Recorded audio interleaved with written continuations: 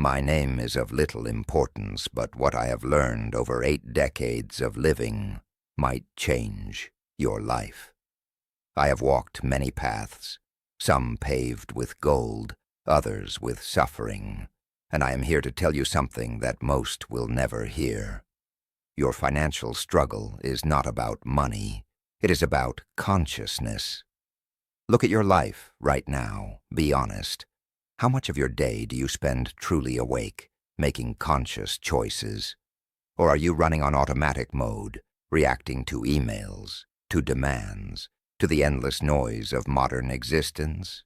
You wake up, check your phone, feel anxiety about bills, go to work, come home exhausted, distract yourself, and repeat. You call this living, but I call it sleepwalking. Prosperity is not luck. It is not being born into the right family or knowing the right people. Those things may help, yes, but they are not the foundation. The foundation is inner clarity, the ability to see yourself, your patterns, your unconscious habits, with brutal honesty. Most people spend their entire lives blind to the very thoughts that create their reality. They wonder why money slips through their fingers, why opportunities pass them by, why success feels forever out of reach. The answer is simple. You cannot change what you do not see. I watch people every day making the same mistakes their parents made, carrying the same fears, repeating the same limiting beliefs. A woman hoards money because her father lived through poverty. A man overspends because he equates purchases with worth. Another refuses opportunities because deep down, she does not believe she deserves abundance. These patterns run like underground rivers, invisible yet powerful, shaping every financial decision you make. The first step on this path is not to change anything. Do not try to budget better, or earn more, or invest smarter. Not yet. First, you must learn to observe. I want you to sit in silence for 10 minutes each morning. Just 10 minutes before the world demands your attention. Sit comfortably, close your eyes, and watch your thoughts like clouds passing through the sky. Do not judge them. Do not try to control them. Simply notice what arises. You will be amazed at what you discover. You will see the fear that grips you when you think about money. You will notice the stories you tell yourself about what is possible and what is not. You will catch glimpses of beliefs planted decades ago, still running your life today.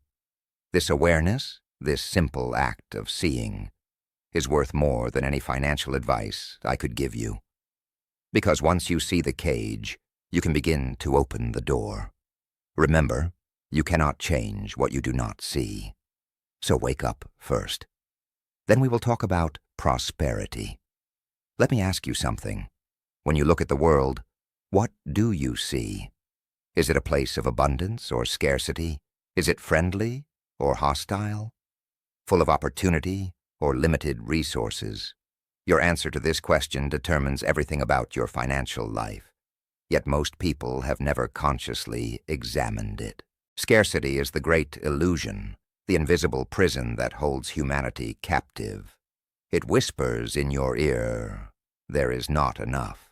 Not enough money, not enough time, not enough opportunity. Someone else's gain is your loss. The world is a battlefield, and you must fight for your share. This belief, this lens through which you see reality, creates a life of constant anxiety and defensive decisions. I've watched people sabotage themselves again and again because they operate from scarcity. They refuse to invest in their growth because they fear losing money. They hoard opportunities instead of sharing them, not realizing that generosity creates networks. They compete when they could collaborate. They settle for less because they do not trust that better options exist. Every choice is infected with fear, and fear is the most expensive advisor you can have. Here is what you must understand. Scarcity is not a fact. It is a perspective. Two people can face the exact same situation and see completely different worlds. One sees obstacles, the other sees possibilities. One feels threatened, the other feels excited. And your mind, that magnificent pattern recognition machine, will always find evidence to prove your beliefs correct. If you believe the world is hostile and resources are limited, you will unconsciously make choices that confirm this. You will miss opportunities because you are not looking for them. You will create the very scarcity you fear. Abundance, true abundance, is not about having more things. It is about trusting your capacity to create value, to adapt, to solve problems, to learn. When you trust this capacity deeply, your decisions change. You invest in yourself because you know the return is guaranteed. You share knowledge because you trust more will come. You take calculated risks because you believe in your ability to handle whatever comes. This is not naive optimism. It is grounded confidence. Tonight I want you to do something that will feel strange. Take out paper and write down every belief you have about money, every statement your parents made, every conclusion you drew from childhood experiences, every fear that surfaces when you think about finances. Then, beside each belief, ask, is this absolutely true? Can I know this for certain? Most of your beliefs about money are inherited lies, absorbed unconsciously, never questioned. Question them now, ruthlessly. Because the world reflects the lens through which you look at it. Change the lens, and you change everything. Today, I want to destroy a lie that keeps most people trapped in mediocrity. The lie is this: discipline is oppression, restriction, the death of spontaneity and joy. You hear the word discipline and think of harsh rules, joyless obligation, sacrifice. But I am here to tell you that discipline is the greatest freedom you will ever know. Look at my body. I am 83 years old, yet I move like someone decades younger. Every morning for 47 years, I have practiced the same movements, the same meditation, the same routines, rain or shine, sick or healthy, happy or sad. This discipline has not restricted me. It has freed me from the prison of a deteriorating body. While my peers shuffle and ache, I walk mountains. This is what discipline gives you, freedom from the consequences of chaos. Your financial life is chaos because you lack discipline, not because you are lazy. Many of you work incredibly hard, but you work reactively, scattered across 100 different concerns, pulled by every urgent thing that screams for attention. You have never learned to consciously direct your energy, and so you are at the mercy of circumstances, buffeted by whatever wind blows strongest. Let me tell you something fundamental about success. Successful people, those who build both wealth and peace, manage three things ruthlessly: attention, time, and emotions. They do not let the world decide where these precious resources flow. They guard their attention like a treasure because they know it is finite. They structure their time around priorities, not urgencies. They regulate their emotions so fear and excitement do not hijack their decisions. This is discipline, and it creates power. Small habits compound into extraordinary results, but most people cannot maintain simple practices because they mistake discipline for suffering. The person who reads 30 minutes every morning will consume 50 books per year. That is 500 books in a decade. The person who saves 10% of every paycheck will build wealth. The person who exercises daily gains decades of vitality. These are not dramatic actions. They are simple, boring, repetitive. And that is precisely why most people fail. They are seduced by the idea of transformation, but repelled by the reality of daily practice. I want you to design a simple morning routine and follow it for 90 days without exception. Wake at the same time. Your body craves rhythm. Move for at least 10 minutes. Walk, stretch, whatever you enjoy.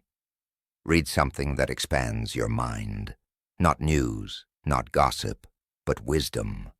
Reflect on your intentions for the day. This routine will take perhaps 1 hour, but it will transform everything that follows. You will arrive at your day as a conscious creator, not a reactive victim. Those who cannot control themselves will always be controlled by circumstances. You want freedom? You want financial security? You want peace of mind? Then practice discipline. They are the same thing. I see some of you trying very hard to apply what I teach. Perhaps too hard. Your shoulders are tense, your breathing shallow, your mind racing with worry. Am I doing this right? Will it work? When will I see results? Today I must teach you a paradox that confuses many but liberates those who understand it. The harder you grip, the more slips through your fingers. Imagine planting a seed. You place it in good soil, water it, ensure it has sunlight. Then what? Do you dig it up each day to check if it is growing? Do you lie awake at night worrying whether it will sprout? Do you feel anxious about the eventual harvest? Of course not. You trust the process. You do your part and let nature do hers. Yet with your goals, your projects, your financial dreams, you do exactly the opposite. You plant seeds, then strangle them with anxiety. Attachment to outcomes is suffering. When you become desperate for specific results, that desperation infects everything you do. Customers sense it, employers sense it, even strangers sense it. You reek of need, and need repels. Think about it. Would you rather do business with someone calm and confident, or someone desperate and grasping? The answer is obvious, yet you cannot see that you are the desperate one. Anxiety is your mind living in an imaginary future, trying to control what has not happened yet. This anxiety clouds your judgment. You make reactive decisions. You miss opportunities because you are too tense to notice them. You fail to perform at your best because half your attention is worried about outcomes instead of focused on execution. You become so obsessed with the destination that you stumble on the path. Watch a master craftsman work.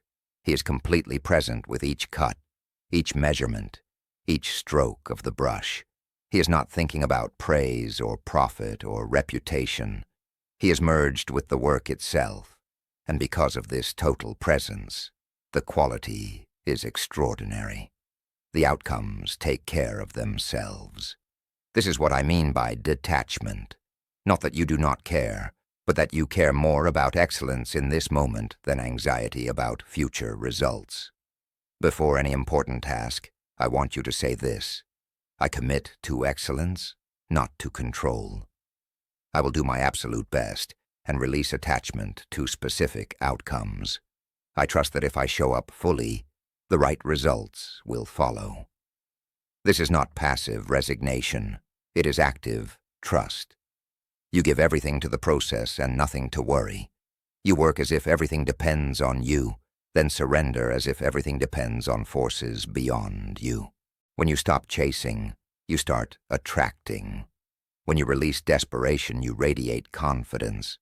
When you focus on being excellent rather than controlling outcomes, success finds you. This is the paradox.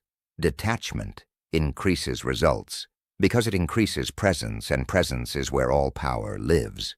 Now we arrive at what money actually is, because most people have this completely wrong. They think money is the goal, the prize, the thing to pursue. But money is not a thing at all. It is a symbol. It represents value exchanged between people. And once you truly understand this, everything about building wealth becomes clear. Money flows toward usefulness. It follows problem solving. It rewards those who make other people's lives better, easier, more enjoyable. Every dollar in your pocket represents a moment when you helped someone, solved something, created value that another person wanted enough to pay for. This is not philosophy. This is mechanics. The market is simply humanity's way of rewarding contribution. I watch people struggle financially, and when I examine their situation, the same pattern appears. They think about what they can get, not what they can give. They ask, how can I make money? What job pays well? How do I get rich? These are backwards questions. The correct questions are, what problems can I solve? What skills can I develop that people need? How can I serve at a higher level? Answer these, and money follows automatically. Your purpose and your profit are not enemies. They are dance partners. The greatest wealth is built by those who find the intersection between what they love, what they are good at, and what the world needs. When you wake up excited to serve, when your work feels like contribution rather than obligation, you bring an energy that cannot be faked. People feel it. They want to work with you, buy from you, recommend you. You become magnetic. But here is what most miss. You must solve real problems, not imaginary ones. You must create actual value, not just clever marketing. The market eventually sees through deception. Those who build lasting wealth do so by genuinely improving lives. They create products that work. They deliver services with integrity. They underpromise and overdeliver. This builds something more valuable than money. It builds reputation, trust, networks of people who want to see you succeed. I want you to ask yourself honestly, what problem do I help solve? If you have a job, what pain point does your work address? If you have a business, what genuine need do you fulfill? If you cannot answer clearly, you have found the source of your financial struggle. Value creation requires clarity about the value you create. Here is the truth that will set you free. Serve deeply, and the world will reward you fairly. Not always immediately, not always in expected ways, but eventually and inevitably. Because value given creates value received. This is not karma or spirituality, it is economics. Focus on being so useful, so excellent, so reliable that people would feel your absence like a missing piece. Do this, and money becomes the natural byproduct of who you are, not something you chase desperately. Today I must tell you about a system that controls your wealth more than any bank account, more than any investment, more than any external circumstance. I call it the inner economy, the flow of emotional energy that determines every financial decision you make. Most people do not even know this system exists, yet it spends their money before their conscious mind has any say. Think about the last time you made an impulsive purchase. Perhaps you were feeling inadequate, so you bought something to feel better. Or you were anxious, so you spent money seeking comfort. Or you were angry, so you made a defiant purchase to assert control. In that moment, your emotions were making financial decisions, and emotions are terrible economists. They think only about right now, about relieving immediate discomfort, about instant gratification. They have no concern for tomorrow. Fear is the first thief in your inner economy. When fear dominates, you hoard. You keep money sitting idle because spending feels dangerous. You refuse to invest in growth because loss feels unbearable. You underprice your services because rejection terrifies you. Fear convinces you that holding tight is safety, but often it is simply paralysis dressed up as prudence. How many opportunities have you missed because fear whispered, "What if it fails? What if you lose it? What if you are not good enough? Then there is ego, the second thief. When ego takes control, you overspend to impress others. You buy the car you cannot afford because you need to appear successful. You pick up the check to feel generous. You invest in flashy things that depreciate rather than assets that appreciate. Ego is expensive because it demands constant feeding, more status, more recognition, more proof of worth. It will bankrupt you while convincing you that you are winning.